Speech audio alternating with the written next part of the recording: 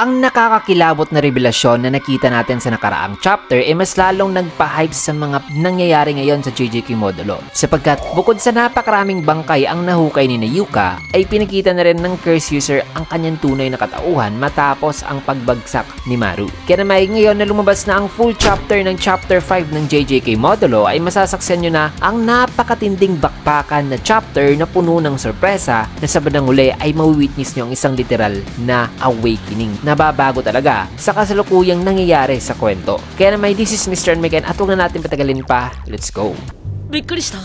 Ang pamagat ng chapter ngayon ay Senility at nagsimula ang chapter dito sa isang babae na may kausap sa kanyang high-tech communication device na sabing opo, naiintindihan ko, mamaya na po muna, may gagawin lang ako saglit sapagkat makailang beses na siyang tinawag ng kanyang anak na sa pagpasok niya sa kwarto ay sabi niya na wag kang maingay, di ba sinabi ko na sa'yo na may business call ako? Ano ba talaga yan? Sagot naman ng bata na hindi niya raw alam sapagkat ang baso at ang tubig na nasa loob sana nito ay nagsimulang lumutang at di alam ng bata kung anong nangyayari ngayon na para bang na-awaken ang curse technique nitong bata mga kaibigan o may iba pang nangyayari rito na malalaman nyo mamaya. Matapos sa eksenang yan ay inilipat naman ang scene dito kay Maru na wala pa ring malay at nahimatay pa rin mula sa ginawang pag-atake ng curse user. Dito naman kina Tsurugi ay may kita na nag-attempt siya ng atake na naiwasan naman ng matanda na mabilis pa ring nakakakilos mga kaibigan na sabing hindi na raw masama ang mala fireworks effect ng curse tool ni Tsurugi na na-impress daw siya ngayon. Nasabi naman ni Tsurugi na kainis, kailangan ko itong matapos kagad para mapuntahan niya na raw si Maru na ang lahat ng nangyayari ngayon ay according daw mismo sa kanyang in-expect at predict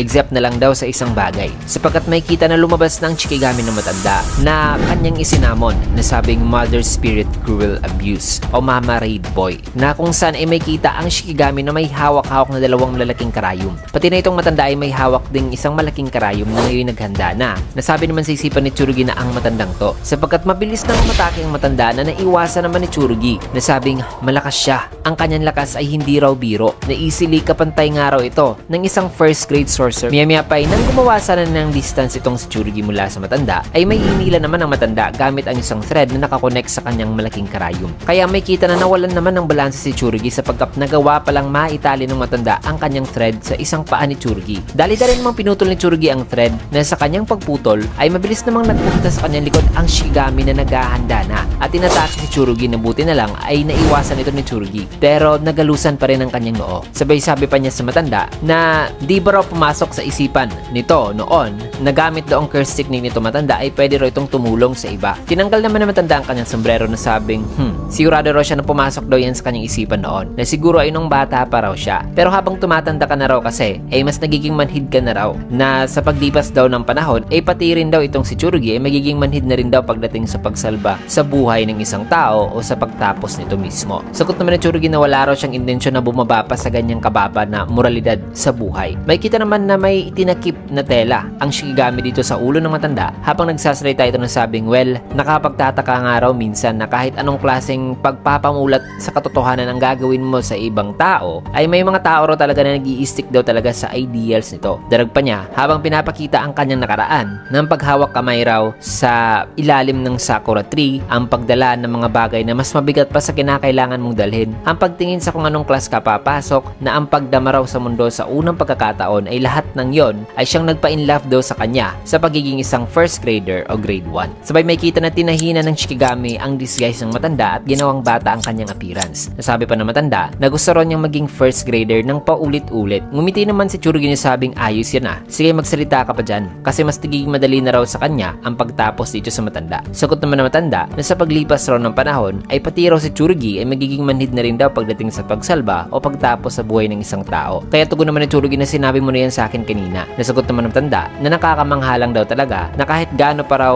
na nang nagsasalita pang matanda sa mga salita na sinabi na niya kanina ay sabi naman ni Tsurugi na tigilan mo na nga yung paulit-ulit mong mga nagsasalita pa rin si Tsurugi ay dito na niya napagtanto na maaaring nagiging ulyanin na raw pala itong matandang to na ito ba raw kaya ang nangyayari sa isang curse user na nagwawala kasi nagiging ulyanin na sapagkat sabi pa ng matanda na na-in-love daw talaga siya sa pagiging first grader ng paulit-ulit. Na gusto niya rang maging first grader ng paulit-ulit. Maya-maya pa'y natanggal naman ang disguise ng matanda na sabing, teka, inulit ko lang ba ang nasabi naman ni Tsurugi na naaawa ako sa'yo? Sagot naman ng matanda habang naghahanda na, ha? Sasabihin ko sa'yo ngayon ang trick sa kung paano mo ma-maintain ang katinuan ng iyong pag-iisip. Na ang trick daw ay huwag raw nitong hayaan na ma-realize ang mga nangyayari sa paligid nito. Kung kaya't dito na nag-activate si Tsurugi ng new shadow style simple domain na may pangalang spots. Sapagkat may kita ang isang unique na simple domain na inactivate ni Tsurugi na may mga spots mga kaibigan sa paligid nito na nakakonekta naman sa spot na kung saan siya nakatayo ngayon. Kaya sabi naman sa isipan ng matanda na ang batang to ay mula raw sa isa sa 3 malalaking angkan sa mundo ng Jujutsu at may heavenly restriction pa raw ito kaya ay gifted daw ito sa physical abilities. Pero wala raw itong curse energy. Subalit ang pag-open daw nito ng simple domain gamit lang ang curse energy na nasa curse tool nito na katana ay isang bagay raw na nakakamangha. So apparently si Tsurugi ay kagaya talaga ni Maki na gifted sa physical abilities dahil sa heavenly restriction na walang curse energy sa katawan. However, we can assume na ang current version ni Tsurugi ay ang pre-awakened Maki. Hindi ang Maki na nagkaroon noon ng full awakening o enlightenment during sa laban nito sa curse spirit na si Naruya Zenin. At saka, ang reason pala kaya nakakapag-pull off si Tsurugi ngayon ng simple domain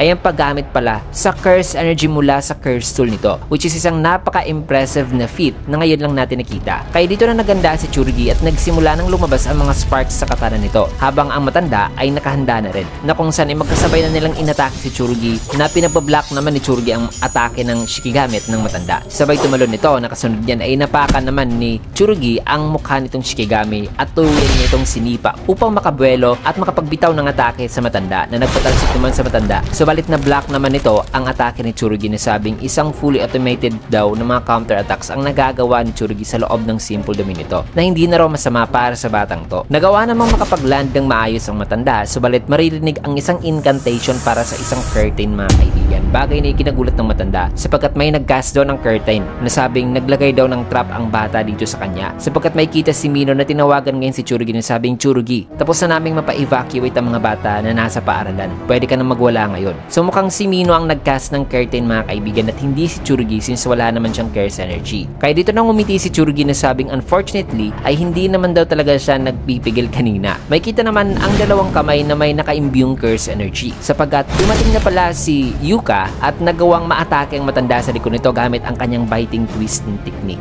Mabilis namang sinalba ng Shikigami ang matanda na tanong pa ni Yuka kay Tsurugi na kailangan ba rin nito ng tulong. Sagot naman ni Tsurugi na, ha? Nagtatanong ka pa talaga? Na di ba yan ang pinunta mo rito? Sagot naman ni Yuka na, ano? Naiinis ka na ba sa akin? Kaya dito na napaliwanag si Tsurugi kay Yuka na sabing ang karayom at ang thread daw ng matanda ay wala naman daw gaanong tricks na nagagawa. Na nakaka-transform lang daw matanda gamit ito na walang masyadong variety na isang bata lang ang nagagawang matransform nito appearance-wise. Kaya sabi naman ni Tsurugi na dapat ay mag-focus daw si Yuka sa matanda, pero kung hindi raw nito kaya na mag-focus talaga sa matanda ay dapat na magdoble ingat lang daw ito. Na ang Guardian Spirit Beast daw nito hindi naman daw gaano kabilis kung kumilos, pero nagdi-distract daw ito, umaatake at nambablock. Kaya sabi naman ni Yuka na okay. Kaya dito na naganda ulit si Tsurugi, subalit mas mabilis pang kumilos si Yuka at nagpunta na sa likuran ng matanda at sinapak ang mukha nito. Kagad naman nag-attempt ang Shikigami sa pagsaksak kay Yuka, kaya ipinatabi naman ni Tsurugi si Yuka at sinipa at inatake ang Shikigami gamit ang katana. Maya-maya pa'y magkasabay ng bumelo ang magkapatid para sa isang finishing blow na kung saan ay dito na nila inunleash ang kanilang finishing move na combo attack sa Shikigami at sa matanda. Nasabi pa sa isipan ng matanda na ang pinagsamang lakas daw nitong dalawa ay hindi lang daw isang simpleng addition sa pag-atake, kundi mas nagmumultiply pa nga raw ang kanilang lakas sa bawat atake na magkasabay na binibitawan nitong dalawa. May kita naman na bumagsak na ang matanda at ang Shikigami nito at medyo hiningal naman si Yuka sa magkasabay na sunod-sunod na atake na ginawa nito. Kaya tinanong naman siya ni Tsurugi kung ayos lang ba ito, subalit laking gulat nila nang biglang lumabas ang matanda sa katawan ng Shikigami na sabing, pagod na ba kayo? Kaya dito na naganda si Tsurugi, subalit nasaksak na ng matanda ang balikat ni Yuka gamit ang karayom. Bagay na nagpapahala naman ng gusto kay Tsurugi nang maya-maya pa siya naman ang tinamaan ng dalawang karayom sa kanyang tagiliran dahilan na napaluhod na lang siya at bumagsak itong si